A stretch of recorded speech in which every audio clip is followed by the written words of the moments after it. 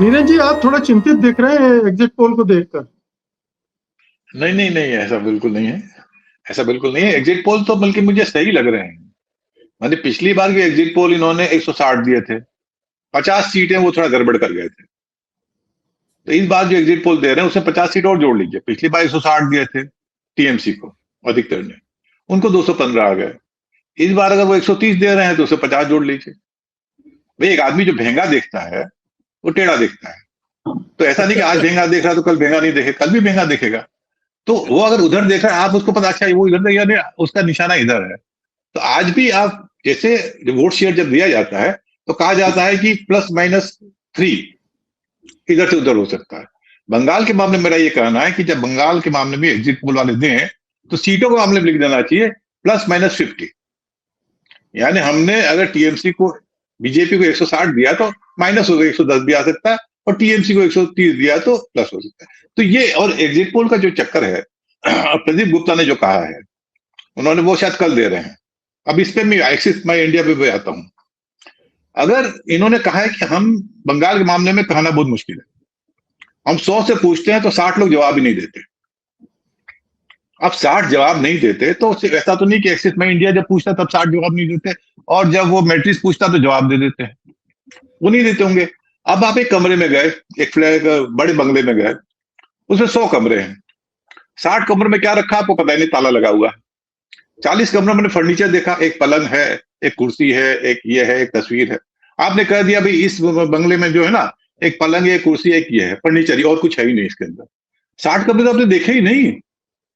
तो जब 60% जब कांट से है या वांट से है, वहां आपका क्या सर्वे है भाई? और ये एक्सिस में इंडिया भले बहुत नाम है, बदनाम भी है। मैं भी देख रहा था बिहार में इसने क्या किया। बिहार में अगले दिन दिया था परिणाम, और मैं भी देख रहा था बिहार का परिणाम क्या है एग्जैक्ट। बिहार में उन्होंने कहा था कि एनडीए जीतेगी तो सही, आरजेडी नंबर 1 पार्टी बनेगी। मेरे भाई क्या सर्वे कर रहे हो यार? जिसको 25% 25 सीटें, तुम नंबर 1 पार्टी कर रहे हो।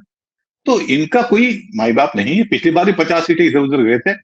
जैसा कि पल्स इंडिया वालों ने कहा है, शायद यही है जो राजेंद्र पांडे जी कह रहे थे, उनका रिजल्ट तो और उल्टा। हाँ, पीपल्स पल्स ने पिछली बार तो उल्टा किया, उन्होंने तो बीजेपी को जीता दिया था, 170 सीटें दे दी थी।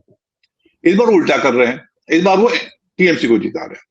तो मैं उस कार्यक्रम में था, मैं उनसे पूछना चाहता था कि भैया आप तो और उल्टा, पिछले बाकी जो है वो 160-70 तो दे रहे थे टीएमसी को, आप तो 170 दे, लेकिन मुझे पूछना नहीं पड़ा।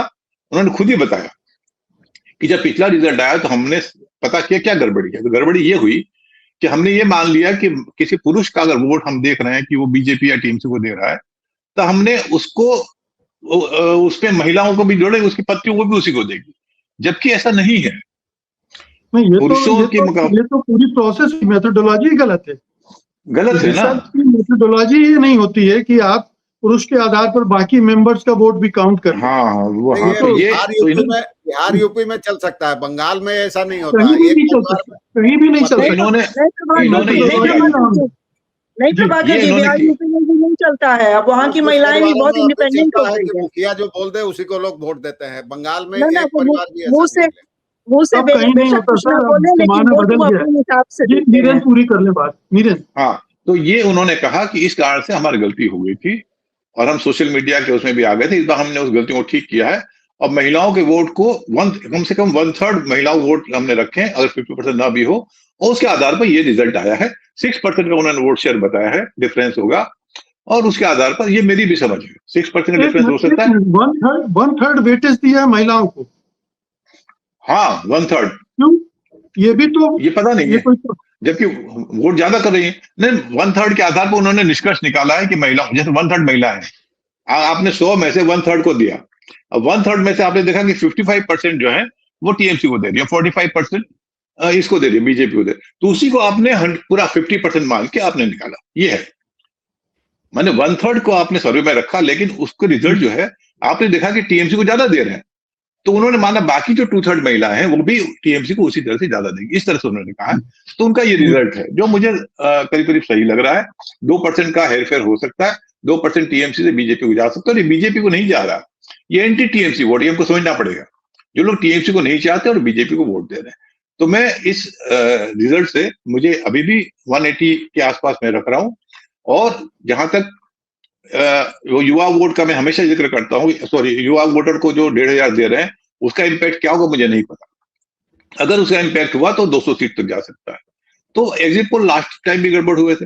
एक्सिस बैंक इंडिया को मैंने बता दिया, बिहार में गड़बड़ हुआ था, यूपी में गड़बड़ हुआ ही था। सी वोटर जिसको थोड़ा सा रिलायबल मानते हैं, उसने भी पिछली बार जो है 130 सीटें दी थी, 150 सीटें दी थी टीएमसी को, और 215 सीटें आई। इसके बावजूद अगर रिजल्ट उल्टा है, एक सवाल ये भी है, मान लिया हम समझते हैं कि रिजल्ट यही आता है, तो तुक्का होगा, ये तुक्का हो सकता है। रिजल्ट अगर यही आता है तो इसका मतलब ये हुआ कि पिछली बार का जो रिजल्ट था वो सही नहीं था। पिछली बार जो एक्चुअल रिजल्ट था वो सही नहीं था। और बीजेपी का ये कहना सही है कि टीएमसी ने अपने इलाके में दादागिरी करके, आतंक करके बीजेपी के वोटर को वोट नहीं देने दिया, या उनकी जगह अपने खुद वोट दिया, और इस तरह से उन्होंने 10% का मार्जिन दिखाया। तो अगर टीएमसी जीतती है जैसा मुझे लगता है, और लेकिन मैं इसे क्यों मानता हूं, क्योंकि ये जो फैक्टर है, आप पैसा दे रहे हैं, आप ये सब योजनाएं चला रहे हैं, आपका महिलाओं में ज्यादा वोट है, और ये चीजें बाकी जगह काम कर रही है। महाराष्ट्र में काम कर रही है, मध्य प्रदेश में काम कर रही है, झारखंड में काम कर रही है, बिहार में काम कर रही है, असम में काम कर रही है, तो यहाँ क्यों नहीं काम करेंगे? तो जो 1+1 2 होता है, तो वो हम जब जोड़ते हैं तो हमें लगता है कि माइनॉरिटी वोट का एडवांटेज और है, और माइनॉरिटी वोट का वो एडवांटेज है, वो तो 100%। तो इसलिए मुझे बिल्कुल नहीं लगता। और चूंकि जैसा अभी बताया कि सिर्फ एक चुनाव में नहीं, आप लोकसभा चुनाव में भी फेल हो गए सारे एग्जिट पोल, तो आपकी मेथोडोलॉजी में कुछ गड़बड़ है। और जैसा कि इन्होंने कहा प्रदीप गुप्ता के, 60% लोग आपको जवाब नहीं देते एग्जिट पोल में। अरे मेरे भाई, 60% जवाब नहीं देते तो छोड़ दो तुम, फिर रिजल्ट सही आ ही नहीं सकता। तो ये भी कारण हो सकता है कि इनका रिजल्ट यहाँ गड़बड़ हो रहा है।